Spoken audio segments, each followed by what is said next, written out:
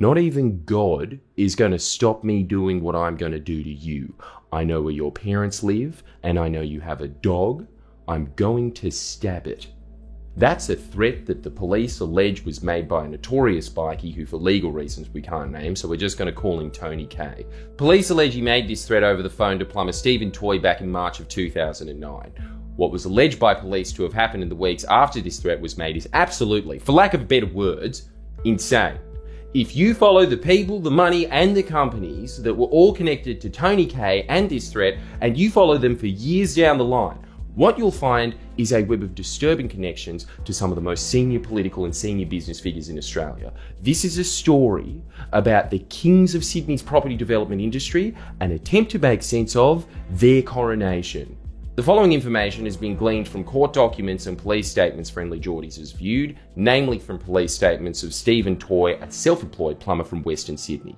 We'll begin in 2009 when Stephen Toy, then aged 27, alleges he was friends with a man by the name of Andy Nahas. Andy Nahas at the time was a 20-year-old man from Marylands. His family had been in the property development business for quite some time, running Nahas Constructions. Stephen claims that he knows Andy from growing up around the Guildford and Marylands area, and that he also went to school with one of Andy's older brothers, either Joe or Fadi Nahas. Joe, who also goes by the name of Yusuf, was director of Nahas Constructions at the time. We'll get to that company soon. Anyway, the police statements given by Stephen Toy detail this strange story wherein Andy is owed money, around $4,500, by some man who was unidentified in the first statement, but in the second is referred only to as Andrew. The lack of $4,500 forces Andy to borrow $1,000 from a different unnamed man.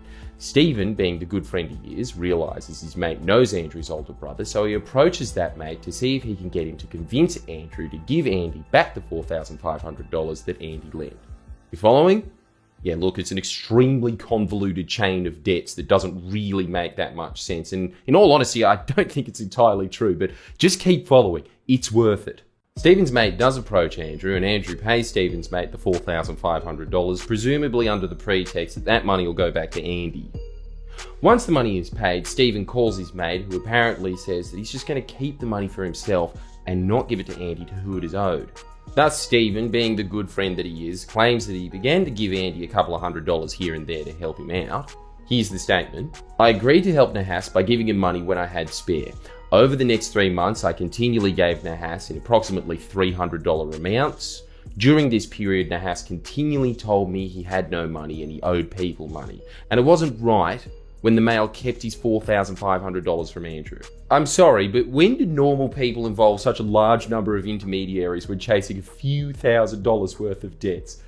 This story is just odd, but here's where it gets odder. Stephen begins receiving phone calls from a man that on his first police statement he refused to identify, figuring that it's the man that Andy Nahas owes $1,000 to.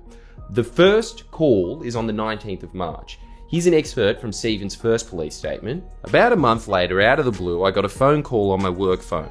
The number display on my phone said private number.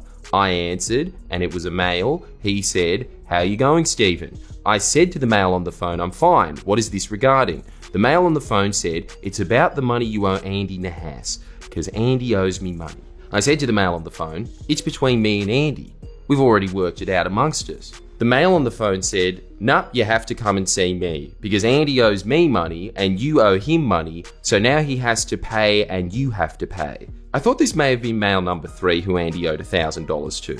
I said to the male on the phone, "By chance, how much does he owe you?" The male on the phone said $10,000. I said to the male on the phone, "That's bullshit. What happens between me and Andy is between us. We're friends. What happens between you and Andy is between you and Andy." The male on the phone said, "I expect you to come and see me. Don't disrespect me." I hung up the phone, terminating the call. I did not recognise the voice of the caller. However, he did recognise the voice of the caller, as it's revealed in Stephen's second police statement. Not only did he recognise the voice of the caller, but the caller identified himself as a man that Stephen knew, Bandito's bikie Tony K. Needless to say, the recount of this call in the second statement that Stephen gave is a lot more interesting.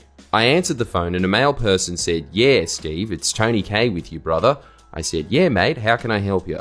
Tony said, "I need you to come and see me." I said, "What for?" Tony said, "It's got to do with Andy Nahas and some money." I said, "Mate, whatever got to do with me and Andy Nahas and money has to do with us. It has nothing to do with you."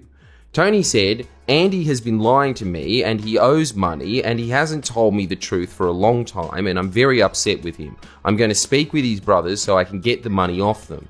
I said, fair enough. I've got no money to give you. It has nothing to do with me. Tony said, I'm at my mother's house in Guildford. Come and see me. I said, what for? I have no reason to come and see you. I'm busy, mate. Tony said, I'm showing you respect, so you should show me respect and come and see me.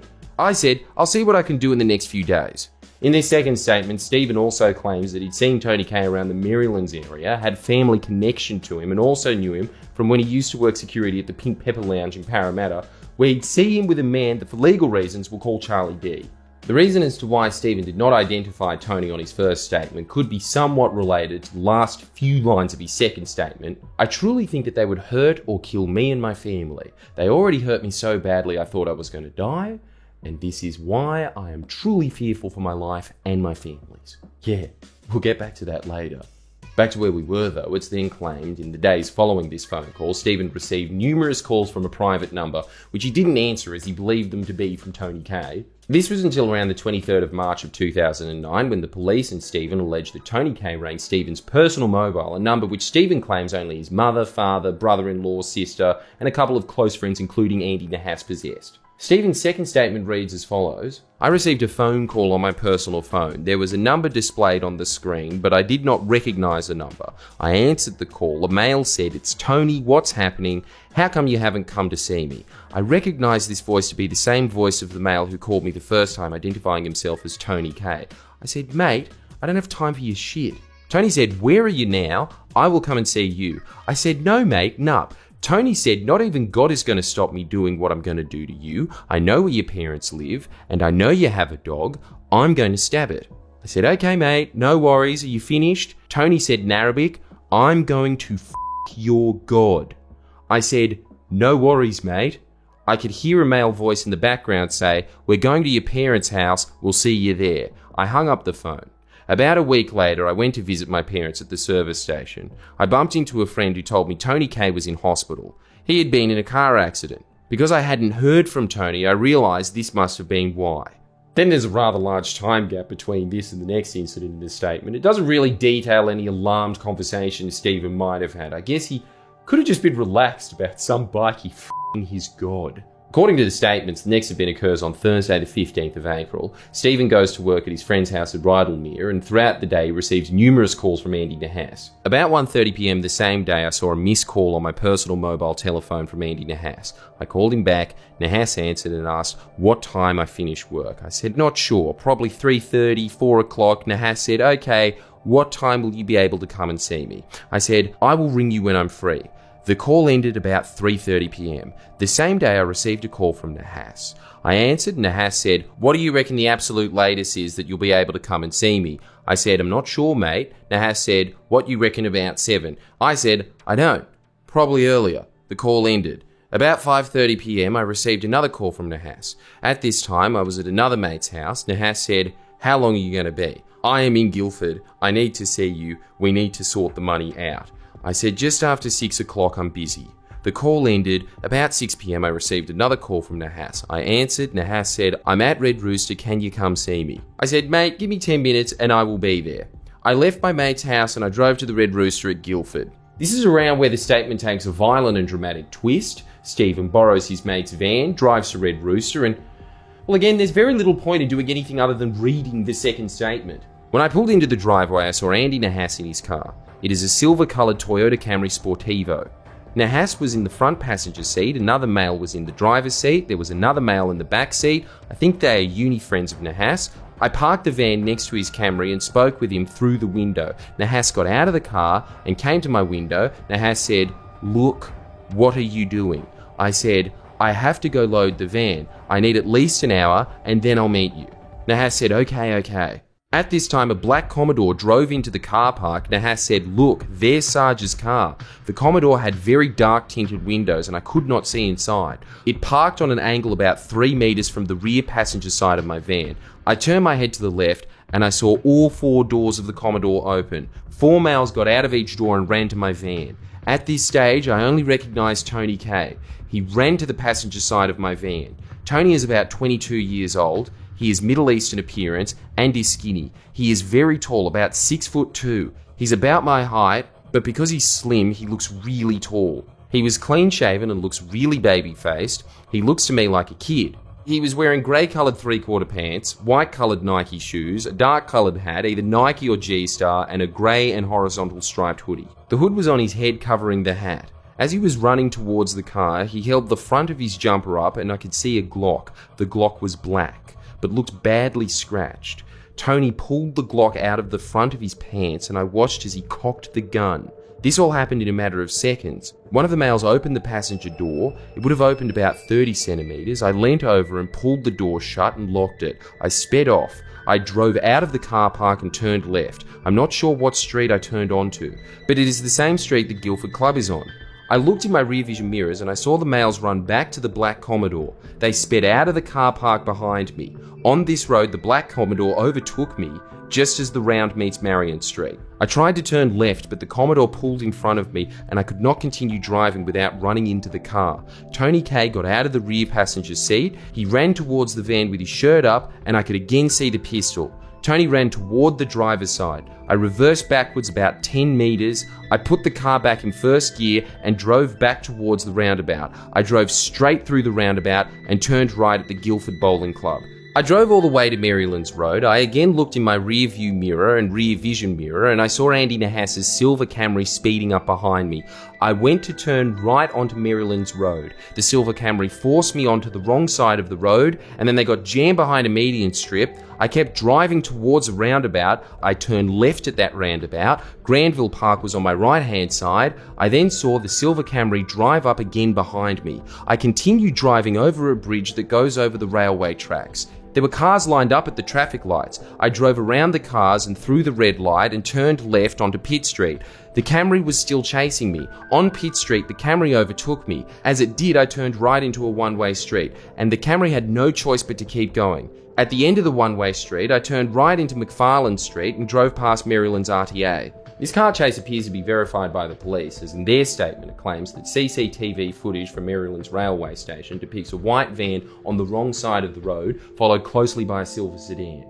At this point, Stephen believes he's lost his pursuers, which include Andy Nahas, Tony K and a few other men, so he apparently drives the van to its owner's grandmother's house in Greystanes. When he gets out, there's no one home, so he leaves the keys in the letterbox and walks down the road. Now, poor Stephen has really bad luck because apparently as he got to a road just down from the house, Andy Nahas's silver Sportivo pulls up. Tony K, Andy Nahas, a bloke by the name of Olsen and another male got out of the car. At this point in the statement, we get to the obligatory near-forensic description of what brand of clothes each of the men were wearing. Nike Air Maxes seems to be a favourite, but as interesting as scallywag attire might be, the next section of the statement is far better. I got into a verbal argument with Tony and Olsen. We were yelling at one another. I remember him saying it was no longer about the money, it was about principle, and I had made Tony look like a gronk.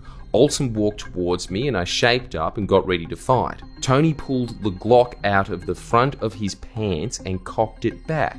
Tony said, "Give me your phones." I handed Tony my personal mobile telephone. Tony and Olsen then grabbed me and pushed me into the back seat of the car. I was sitting in the center of the back seat and Tony was sitting on one side and Olsen was on the other. They were yelling at Nahas saying, "Get we will return the car when we feel like it." Got into the driver's seat and the other male got into the front passenger seat, drove off, and Nahas was left on the side of the road. One of them put a jumper over my head and forced me to lean down forward. I don't know which one it was. Whilst my head was down, I was repeatedly smashed in the face and head. I immediately felt severe pain in my head. The car drove for about 15 minutes. I was assaulted the whole time whilst the car was moving. I do not know who was assaulting me as my head was covered. I felt the car pull into the driveway. Moments later, the car stopped and I heard all four doors open. One of the males said, "Shut up, don't say a word, put your head down." Someone tried to pull me out of the right-hand side of the car. I hung onto the center console. I didn't want to get out. I eventually turned my body and tried to get out. I put my right leg out the door. When I put my left leg out, I felt someone grab it and twist my left foot inwards. This was extremely painful, and I thought my leg was going to break. As they were twisting my leg, I turned onto my stomach and crawled out of the car. Keep in mind, these are just details from Stephen's second statement. In his first, he details being stabbed in the car, but we'll continue. I ended up lying face down on what I believe was a concrete driveway. The concrete was light grey in colour. It looked like old concrete. One male said, "Get up, get up." I did, and they walked me into the garage. My head was still down and covered. I could only see the ground. Stephen's statement then alleges that he's repeatedly assaulted and then threatened and held against his will in this garage. I could slightly see through a gap. Olsen in front of me, he punched me in the face and I immediately put my hands up in defence. He said, "Put your hands down." I put them down. Olsen swung again and punched in the face, and I put my hands up. I remember he was breathing heavy. I then started to be repeatedly assaulted again by Olsen, only now he was using a 4x2 wooden plank. It was painted a very light grey blue colour. He was hitting to my face and arms. During this time I saw Charlie D. He was with Tony and Olsen was still in the garage. I know Charlie D through work when I was in security. He had caused a problem at one of the clubs I was working at in 2007. Tony, Charlie and Olsen had a conversation. I heard one of them say, "What are we going to do with him?" I heard Charlie say, "Just cut him up and chuck him in the river." Everyone left me for a short time in the garage alone. Moments later, Olsen came back in and tied my hands and feet with cable ties and then gaffer tapes around the ties. Olsen then punched me in the right eye. I knew I was bleeding because I felt blood run down my face. He then punched me in the left eye and I felt immediate pain. I saw stars. He left me sitting on the ground, now with my hands and feet tied, and the cover was now off my head. I think it just fell off. Olsen turned the light out, walked out of the garage and pulled down the roller door. I heard a padlock lock on the outside. Sometime later, the roller door opened and walked in. He was alone, was carrying a bottle of water, came over to me and helped me have a drink. As my hands were tied, I could not hold the bottle, so he held it to my mouth and tipped water in. I could see the bottle was the Fiji brand and was a rectangular bottle. It was clear and the water inside was ice cold like it was straight out of the fridge. Was carrying a torch or something, so he did not turn the light on. He said, "Are you alright?" I said, "No, I'm f***ed." Left the bottle beside me in the garage and left, closing the roller door again behind him. Sometime later, approximately half an hour, the roller door opened and Olsen and Charlie walked in. They turned the light on. One of them said, "Get up, get up." They helped me to my feet and set me on a chair. The same chair I described in my other statement. They tied my body to the chair. My arms were also tied to the back of the chair around my elbows. My hands were left cable tied and gaffer tapes. However, they cut my feet and re-cable tied them to the legs of the chair. They left the garage, turning off the light and closing the garage door again. My version from here is exactly as I stated in my original statement. However, at some stage, I believe it was the following day, Tony K came into the garage and he was with his cousin. I know of Tony's cousin through working at clubs. Andy Nahas has also mentioned him. I have seen him before, however never spoken with him. Charlie D was with them. They were in the garage with me for about 20 minutes, and during this time Tony K stood on my face and continually told me don't look up. The other two were saying stuff, but I don't remember what they were saying. At one stage I was lying on my side and Tony was standing on my face. Tony said, "Go and get the bolt cutters. We're going to cut your toes off and send them to your mum." I screamed, "No, no, no, no," and I started kicking and moving. Tony K said, "Okay, we won't do that. We will cut your finger off and send it to your mum. You won't bleed though, because we will burn the metal and hold it where we cut your finger off and it will stop the bleeding." Tony K then said, "Look up." I could see he was holding a piece of sponge. It was like greeny colour and it looked like an underlay. He said, "Put this in your mouth so you don't scream when we cut your finger off." I could see Tony K was holding a pair of garden shears and had them open around my left thumb. I thought he was going to cut my left thumb off. He just stopped and let me go. Tony K then said, "You have two options. You can either let me shoot you in both of your knees and we will drop you off at the hospital and let you go, or you can think of who is going to come up with $50,000 for us." I said, "I don't know who's going to have that kind of money, mate, and I don't have my phone and can't go through it." Tony K said, "Well, think of someone and I'll leave you here for a few hours. You are a waste of time and having you here is a risk because people will start to know." Stephen's first statement then details multiple phone calls between him and his mother in a desperate attempt to raise the $50,000.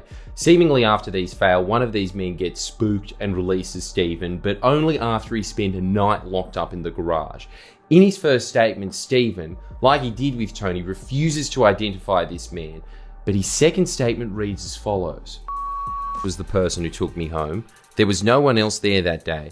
The reason I did not tell the police this part of my version when I first made my statement was because I'm extremely scared of these people. During the time they held me, they repeatedly told me that if I told police or anyone went to the police, that I'd be dead. No one would ever find me, and they would do the same to my family. What they did to me, they had people on standby to do it. From this experience, I believed this to be true. I truly think that they would hurt or kill me and my family. They already hurt me so badly I thought I was going to die, and this is why I am truly fearful for my life and my family's. I am so scared that they will do more bad.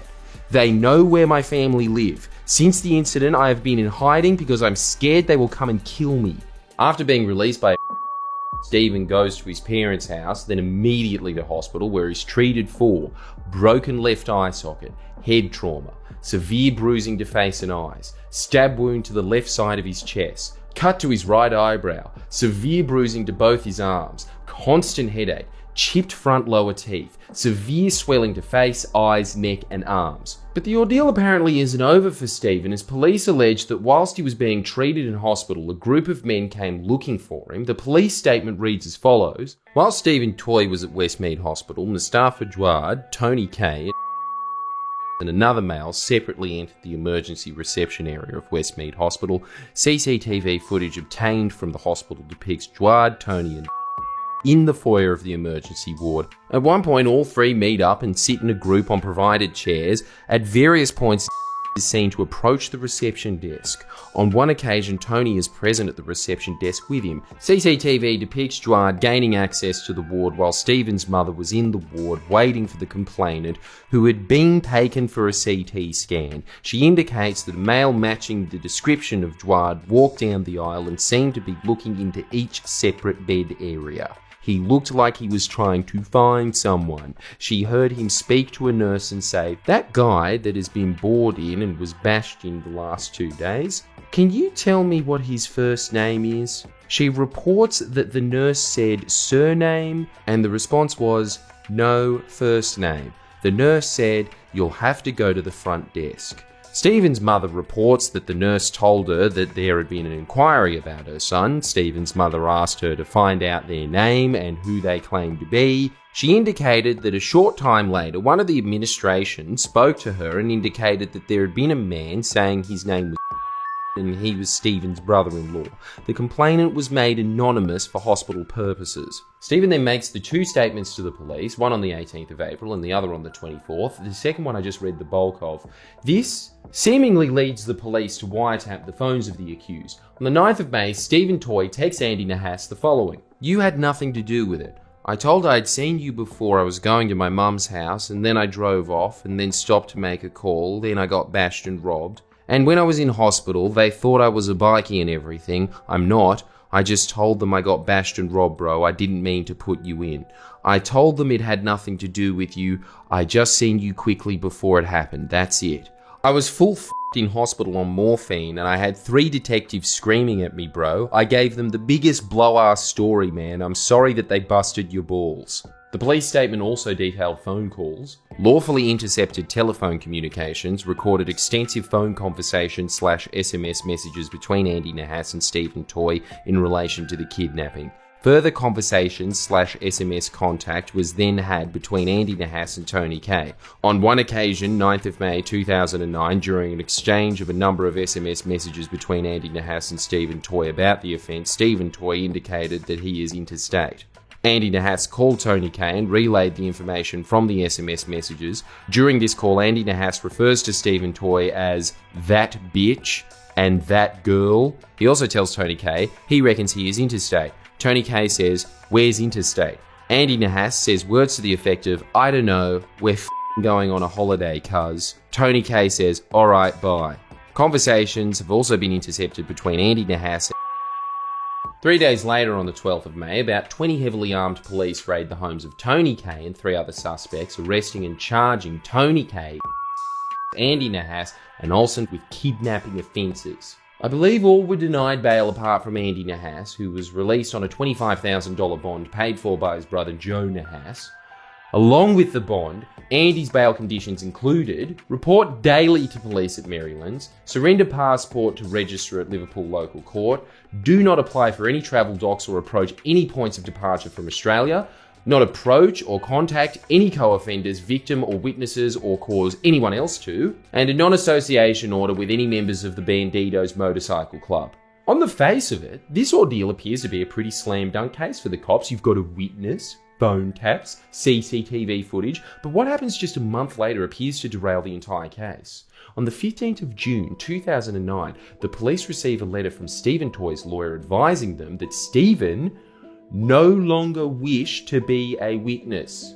It reads as follows: Dear Detective Sergeant Woods, re Stephen Toy. We've been instructed to advise and represent Mr. Toy in relation to an investigation which we understand is currently being conducted by you and by other members of the gang squad. We understand the police spoke to our client on or about the 17th of April when our client was a patient at Westmead Hospital. Certain allegations were apparently made by our client at that time, although at that time we understand no person was identified by it. We were also instructed that on a subsequent occasion our client was spoken to at a police station. At that time, further information was provided by our client to police in which persons were apparently named by him. We are instructed that our client has serious reservations and concerns of the accuracy of the information he provided to police. He instructs us that he is uncertain about the accuracy of allegations he has made, particularly as he was under a regime of medication on both occasions following prescription by hospital medical staff, which includes sedatives and painkilling medication in addition to antibiotics. Our client is not able to provide precise details of the medication, but no doubt the hospital records would confirm the details if necessary.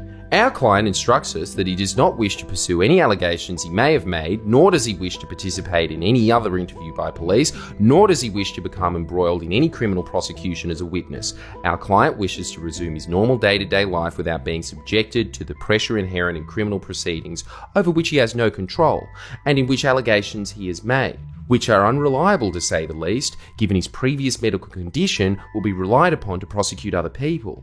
In these circumstances, our client has instructed us that he does not wish to be approached by police. If there are any further matters which the police wish to take up with our client, he requests that these be directed to this firm. Subject to any advice by this firm to the contrary, our client will not agree to be questioned directly. We look forward to receiving your confirmation that police will respect the wishes of our client. Yours faithfully, Chris Watson, Watson Solicitors. Odd. Police then get a forensic scientist to basically state, no, antibiotics are not magic mushrooms, they don't change your memory, quote. Their medication he was taking or prescribed would not have caused him to give inaccurate information to police or be uncertain of events which are described in Mr. Toy's statements. However, he was allegedly kidnapped and assaulted, which would be expected to have a traumatizing effect and may affect memory. Various legal skirmishes ensue over the following months. In December 2009, Andy Nahas's lawyers flagged their intention to cross-examine Stephen Toy. Keeping in mind, this is months after Stephen's lawyer had stated to the police that Stephen no longer wished to be a witness. The Department of Public Prosecutions agreed to cross-examination, yet there's a question as to if the hearing will even happen, as the key witness is not supporting the prosecutions. Then there are very little documents we've managed to view really until August and September of 2010. The most interesting one being this one dated the 6th of September 2010, where a police officer from the gang squad makes the following statement. Between the 2nd of August and 6th of September 2010, I made numerous attempts to locate Stephen Toy, including attending his last known premises. Every time I attended these premises, no persons were home. On the 6th of August 2010, I attended the last known address for Toy's solicitor. No persons were at this address. I then contacted the mobile telephone number for this service. No person answered. And there was no message service for a message to be left. I then got in contact with Decran Yakinian, Toy's last known solicitor, who stated to police that he had not spoken with Toy in some months and no longer had his contact details. Yakinian was going to try and get his details from a friend of Toy who still was in contact with Yakinian. From this date, I've been unable to get in contact with Yakinian. The mobile telephone rings out and there's no message service. On Monday the 30th of August, I spoke with a source who stated that Toy was now friends with Tony K and would not be attending court even if he was issued with a subpoena. The source stated that Toy would rather be charged and sent to jail himself before attending to give evidence as a witness. Inquiries relating to the medical records and tax records have both been made and neither assisted in locating Stephen Toy. He disappeared. Police couldn't find Stephen. Fun fact, Toy's last known solicitor, Decran Yakanian, the one that police also couldn't contact. He had a professional misconduct finding held against him in 2019 for various reasons, including misleading a court. And the same day this statement is made by the police, the charges against Andy Nahas are dismissed. I believe it's the same for his co-accused. But it gets better for Andy and co, as not only are the charges dropped, the Department of Public Prosecutions pays for their legal costs. Andy gets over $30,000. Oh, but Andy was lucky already because according to documents viewed by Friendly Geordies, Nahas Constructions, the firm run by his family, was already paying his legal costs. That might explain why they were using Doyle's construction lawyers in a serious criminal matter. What a story as it is. An alleged violent kidnapping, police raids, phone taps, a witness seemingly disappearing. It's like the end of season 1 of The Wire. But to get to the real heart of this story, you have to see what the accused got up to in the 12 years following this ordeal. Tony K, up until recently, ran a construction business creatively titled K Constructions. He remained squarely in the eye line of cops in the years after the kidnapping charges, chiefly for an unsolved 2009 murder, an alleged murder that took place just months before the alleged kidnapping. No wonder Stephen was scared. For over a decade, this murder has gone unsolved and no perpetrator was arrested. Earlier this year, Tony K was charged with the murder, but who and what are the political connections to the people involved in this ordeal? Well, Andy Nahas also stayed in the construction industry, eventually becoming the secretary of a large property development group, Coronation Property, in 2016. Any guesses who Coronation Property hired as their executive director earlier this year? Yeah, it's John Barilaro. Again. Yes, bruz. Announcing that he was working for Coronation, the company that Andy Nahas, the guy police unsuccessfully alleged was a kidnapper, worked for as well, Barilaro grandly proclaimed, "It's rare in life to come across an opportunity where the vision excites you and the passion of the individuals behind the name is so infectious that it captures you. Let me introduce to you #Coronation Property. My next chapter begins." He just has an eloquent way with words. But what a short chapter that was. Not as short as the one that followed it. John goes to New York from February this year right up until he got his trade commissioner role. Well, right up until he thought he got the trade commissioner role. John Barilaro worked as the executive director of Coronation Property, the property development company run by the Nahas family. And the secretary at the time was our friend and co-star of the story that you just heard, Andy Nahas. Coronation Property is the company that grew from the ashes of Nahas Constructions, the company that paid for Andy's legal costs. Both have been directed by Andy's brother Joe Nahas, or Yusuf Nahas as he sometimes goes by. Nahas Constructions' connections to this alleged kidnapping are at the very least bizarre. Police claim that the phone calls that took place when Stephen was kidnapped between him and his mother, where he demanded $50,000 for Tony K, in exchange for not being chopped up and thrown in the river, those calls were made on a phone that was subscribed to a provider by Nahas Constructions. By the way, they also alleged that one of the co-accused was employed by Nahas Constructions. I believe at some point the police alleged that Tony K was also employed by Nahas Constructions, but statutory declarations submitted by Joe and Fadi Nahas of Nahas Constructions vigorously disputed that claim. Alleged bikie connections aside, the political and business connections of Nahas Constructions from around the time are compelling. Nahas Constructions donated $13,950 to the Liberal Party in 2010, leading up to the 2011 election. They also used to be the goalpost sponsor of the Parramatta Eels. In fact, it had been previously reported by the Sydney Morning Herald that director Joe Nahas in 2010 had facilitated an introduction between a Parramatta power broker and a member of the Obeid family. Coincidentally, in 2016, Tony Kay made headlines after Parramatta Eels footballer Corey Norman and Junior Palo and Penrith Panthers James Sagiaro were photographed dining with him and members of the alleged Alameddine crime family at Golden Century Restaurant. Later in the night, Norman was caught in possession of drugs at Star Casino. The footballers were issued warnings by police for consorting with criminals. But back to what happened to Nahas Constructions. Well, as the Obeids well and truly found out, all good things must come to an end. And in 2012, Nahas Constructions went bust, leaving a trail of subcontractors chasing up unpaid debts. In fact, one subcontractor, Bluestone, blamed Nahas Constructions' alleged failure to pay them for their work for their demise. Things obviously got pretty desperate, as it was reported in 2013 that Standover man and Mick Gatto associate Alex Talul was employed by desperate contractors to chase debts from Nahas Constructions. It wasn't looking good for the Nahas family business. Kate McClymont reported in October 2012, Joe Nahas, who also goes by Yusuf Nahas, listed himself as unemployed on his personal insolvency agreement. This allows a debtor to come to an agreement with creditors to settle debts without becoming bankrupt. Yet only about a year later, as reported by McClymont, in March 2014, he became a director of Coronation, and 2 months later, Nahas finalised his obligations to creditors, according to corporate records. Like a phoenix from the ashes, Coronation Property rose. Coronation Property is a venture between the Nahas family and corporate lawyer and businessman John Landerer, who along with Joe Nahas became a director.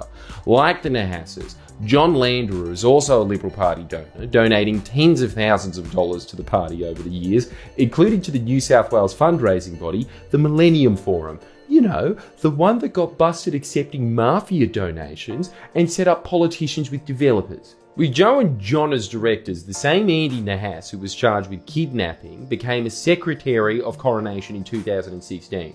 Friendly Geordies has previously revealed that this is the same year in which Andy was also charged with assaulting a security guard.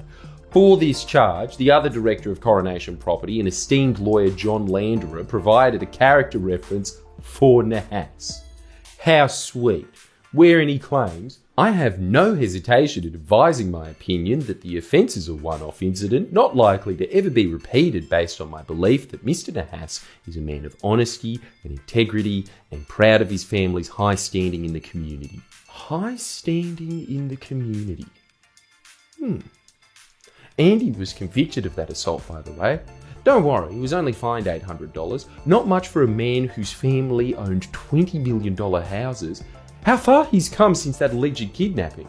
Plus, he's now in good company with ex-executive director John Barilaro's beef with a different type of working man.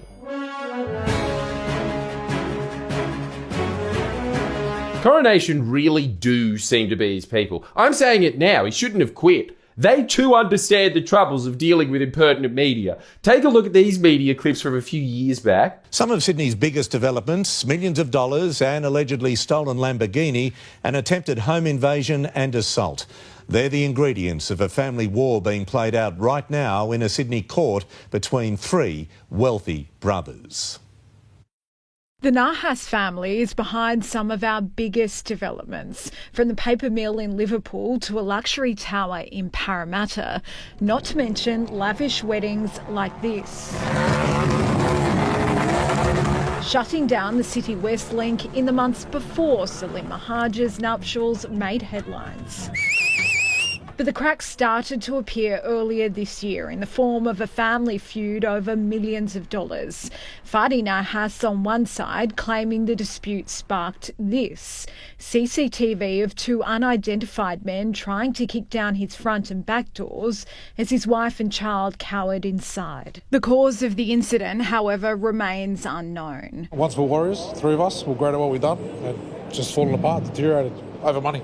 Fadi, who claims he wasn't paid his cut of the Coronation property company, was accused in court of intimidating the managing director, his brother Joseph, telling him, "You are going to pay me my money and it's going to be nothing under $5 million. The court heard he also punched his brother in the face and took his Lamborghini and Range Rover. Fadi doesn't deny those allegations, but says the luxury cars were in lieu of the money he was owed. My client thought he was entitled to a payout and he hadn't got that, so that will be part of his defence. The feud far from over. The hearing will resume later this year. Kelly Fedor, 9 News. Together, they built some of Western Sydney's biggest luxury developments. But tonight, the Nahas family is torn apart. A dispute between brothers landing one in court on criminal charges. It's a decision which brought Fadi Nahas relief, but not much more. Very disappointed it came to this. I don't see it as a win for anyone. If anything, it's been a humiliation. Allegations he intimidated his elder brother and stole luxury vehicles withdrawn after Joseph Nahas decided he did not want to give evidence. The elder Nahas is the managing director of the Coronation Group, behind developments which include the paper mill in Liverpool and a luxury tower in Parramatta. It's that company which Fadi Nahas says they fell out over, admitting he took things too far in March when he confronted Joseph Nahas, saying, "You don't want to meet up, you dog," before he slapped and punched him. The magistrate accepted the assault came during the ongoing dispute between the brothers. She said this was out of character for a man who did not have a violent record. And so she handed Nahas a $1,500 fine. Families and money are always a problem. Most people would agree with that, but being able to resolve it is a great outcome. And Fadi Nahas says he'll still pursue the money he claims he's owed. So in due course, they will be resolved. Family trouble. Barilaro sure can empathise. These videos appear to be completely scrubbed from the net and were only available from databases, despite only being a few years old. I can't really offer much more information on them, but I wonder who sent those mysterious men to Fadi Nahas's house. Anyway, remember how Tony K, Andy Nahas's co-accused, was caught hanging out with people who police alleged members of the Alameddine crime family? Well, Friendly Geordies has something exclusive and cool to reveal. Here's a picture of the ex-Deputy Premier's ex-business partner and I guess ex-boss, considering the Nahas family runs Coronation, ex-accused kidnapper Andy Nahas hanging out with the Alameddines. There's Andy, all 5 feet of him. See that guy? That's Masood Zakaria, an alleged Alameddine heavyweight and now on the run as one of the most wanted men in Australia, wanted over his alleged involvement in a failed attempt to kill Ibrahim Hamzi. A company he directs, Zach Services, is also a shareholder in labour hire business Alpha Omega Enterprises. We asked if Coronation or MM Builders have done any business with Alpha Omega Enterprises. They didn't answer directly. This guy over here, that's Joseph Vokai, alleged leader of the KVT Islander gang that is aligned with the Alameddines. He's currently imprisoned, refused bail over the same failed plot to kill Ibrahim Hamzi. And him? That's John Baysari, another Alameddine associate. Earlier this year, he handed himself into police after being wanted alongside Masood and Joseph. He was charged with 9 offences, which included the usual drug possession and supply, dealing with proceeds of crime and participating in a criminal group. It's just insane. In just December last year, all 3 of these men were wanted by the cops, and here they are posing for pictures with the Deputy Premier's business partner. And this guy? That's Ali Yunus, the cousin of the alleged head of the snake, Rafat Alameddine. You might know him better as a huncho. Stab you in your blood vessel, these cars ain't rentals, these bras ain't special. This money high level, we gon' put you in your kennel, nah bitch, no wrestle, all my homies coming several. Wrap you up like a pretzel. What the hell is that? If this picture wasn't good enough, here are some close-ups of a huncho with our guy, Andy Nahas. Coronation property has some associations with really questionable characters. And the Alameddines too. We think this Trade Commissioner scandal is outrageous, but these are the people that the ex-Deputy Premier of New South Wales went to work for immediately after leaving office, and the Parliamentary Ethics Advisor approved. nobody batted an eye.